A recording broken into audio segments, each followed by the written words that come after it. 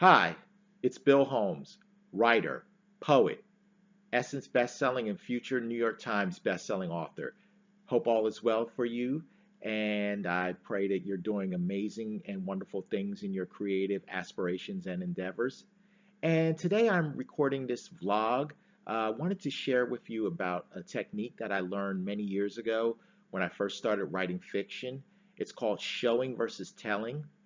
And showing versus telling is something that fiction writers use to bring authenticity into the story that they're trying to tell and convey inside the reader's minds using visualization, where the reader not only sees what's going on, but they're incorporating the use of their other senses, such as hearing, tasting, smelling, or touching if it calls for it. And I'm going to share with you an excerpt from one of my favorite authors, uh, Diane McKinney Whetstone, from her novel Trading Dreams at Midnight. The first I'm going to read, well, two excerpts.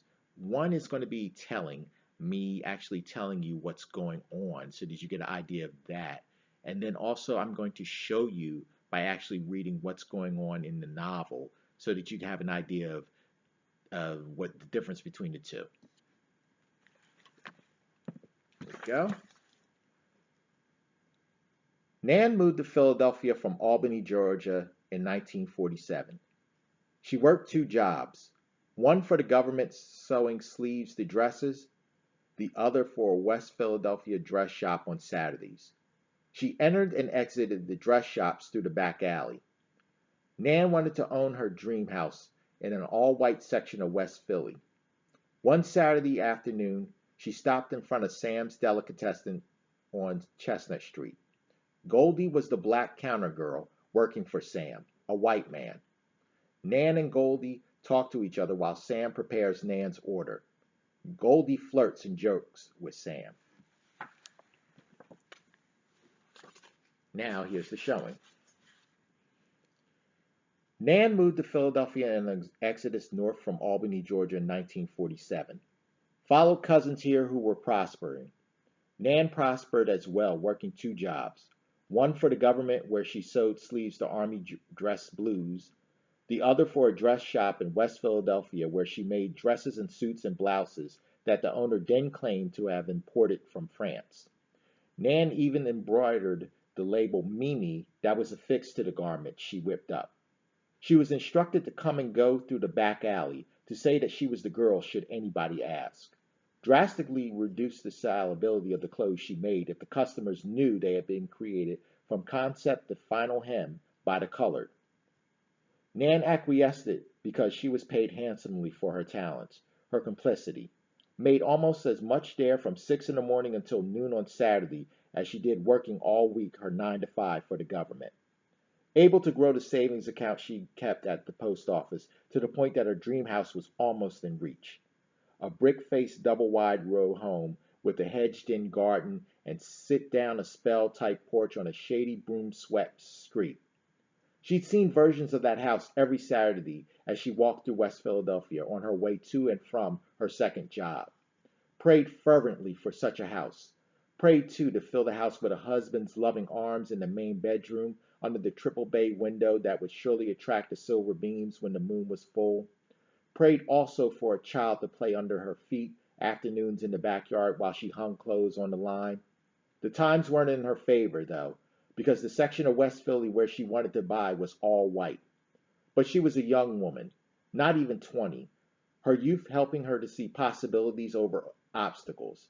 Saw signs of possibilities when she stopped one day in front of the store on the corner of Chestnut to wait for the bus in the shade. Sam's Delicatessen, where the canned goods in the front window were arranged in an equilateral triangle. Nan was drawn inside the store by the contrasting aromas pushing through the screen door. The soft brown pumpernickel breads from Mammoth dill pickles swimming in the barrel and the jug of fresh-made lemonade conjured up, no doubt, by the colored help. Goldie, she said her name was. Though Nan perceived immediately that Goldie was more than the help. Could tell by the way she propped herself on the stool behind the counter with her big legs crossed, sandals dangling from her pretty brown feet. toenails painted bright red, lips bright red too, hair hard pressed and pinned in a French roll, slightly bored expression when Sam brushed past her to pull a box of Carolina rice from the shelf above her head. The way that she turned and looked out the window, it was as if he worked for her and not the other way around, as if it was his job to satisfy her and to keep her attention on this side of the storefront window. She did, though, poured a lemonade from the jug and handed the plastic cup to Nan as they waited for Sam to assemble Nan's order. Liverwurst, cheese, 2 tomatoes, half a loaf of Jewish rye, and a quarter-pound of sweet butter. You work near? She asked Nan as she wrote on a brown paper bag the prices of the items Nan had asked for. Do a little day's work around the corner, Nan said, lying per her boss's instructions. My main job is at the quartermaster, seamstress. You got a good job? They hiring? Goldie asked, throwing her voice in Sam's direction. I might be looking. Not so much right about now, Nan said as she looked at Goldie in a girl, are you crazy kind of way. So as you can see, the difference between telling a story versus showing a story.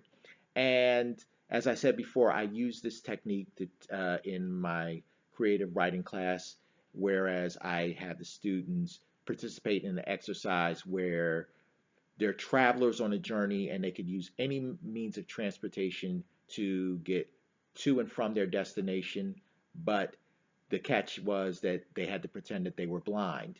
And so they had to rely upon their other senses to observe what their journey is about. And I think that showing versus telling really authenticates the story. As I said earlier, it could be used in any form of writing, including poetry, which I've done in the past as a poet. So that's it for this episode. Thank you so much for taking time to listen, and good luck, and hope to be talking to you very soon. Take care and be blessed.